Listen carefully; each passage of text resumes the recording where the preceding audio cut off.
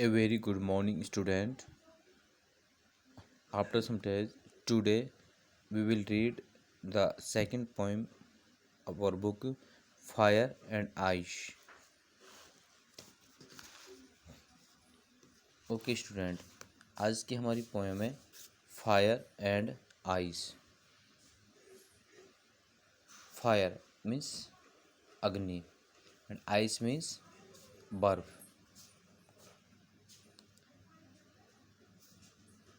The poet says in the first line, some say the world will end in fire. Some say in ice. In the first line, the poet says that some say, it means कि some people says, कुछ लोग कहते हैं the world will end in fire. World, इस world का, इस संसार का जो एंड होगा, जो अंत होगा, इन फायर. फायर अग्नि, मतलब तृष्णाओं के कारण होगा, अग्नि के कारण होगा. इट मीन्स कि कुछ लोग ये कहते हैं यदि इस संसार का अंत होगा तो किसके कारण होगा? फायर, अग्नि के कारण होगा, तृष्णाओं के कारण होगा. सम से, कुछ लोग कहते हैं इन आइस. आइस बर्फ, मतलब कि हेट, घृणा के कारण इसका अंत होगा. तो डियर स्टूडेंट, इसके मीन्स को हम समझेंगे कि कुछ लोग कहते हैं इस संसार का अंत कैसे होगा? फायर मतलब अग्नि, तृष्णाओं के कारण होगा.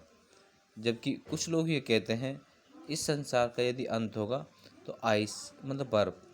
इसका भावार्थ हम देखें तो आइस मीन्स हेट, नफरत, मतलब घृणाओं के कारण इस संसार का अंत होगा. In the next line, the poet says that from what I have tasted of desire.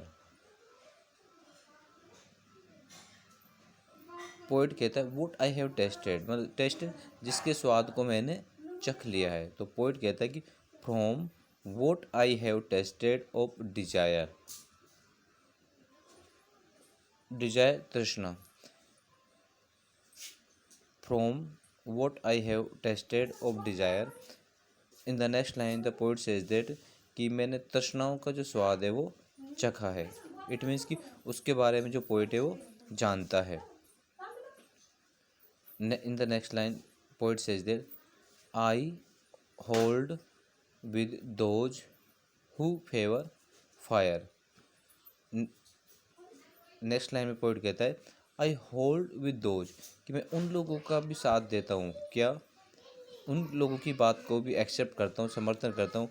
Who favour fire, कि जो लोग फायर का, अग्नि का पक्ष लेते हैं. एक बार हम पूरे का मीन्स फिर से देखेंगे. Some say the world will end in fire, some say in ice. Poet कहता है कि कुछ लोग हैं जो बताते हैं कि इस विश्व का यदि अंत होगा तो किसके कारण होगा? अग्नि से, तृष्णाओं के कारण होगा. जबकि कुछ लोग, जो अन्य लोग हैं, अदर पीपल है, वो कहते हैं कि यदि इसका अंत होगा तो बर्फ के कारण, अर्थात घृणा से होगा. बट पोइट कहता है कि जैसे कि मैंने तृष्णाओं का स्वाद चख लिया है, इसलिए पोइट कहता है मैं उनको भी एक्सेप्ट करता हूँ, उनकी बात का भी समर्थन करता हूँ जो इस विश्व के अग्नि के पक्षधर हैं. इट मीन्स कि जो लोग कहते हैं कि अग्नि से भी इसका अंत होगा, मैं उन लोगों के भी पक्ष को मानता हूँ, उन लोगों की बात को भी मैं पक्ष लेता हूँ.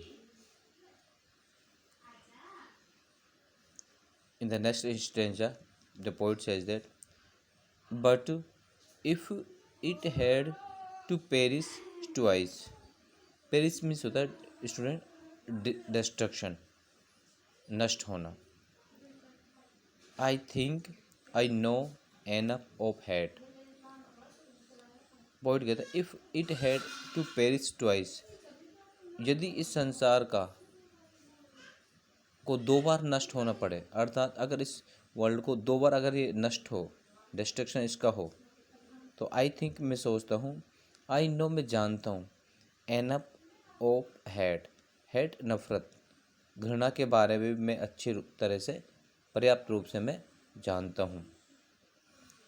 टू से तो मैं कह सकता हूँ that for destruction ice is also great, यदि इस संसार का नष्ट करना पड़े तो आइस बर्फ मतलब घृणा भी पर्याप्त है, इससे भी संसार का विनाश हो सकता है।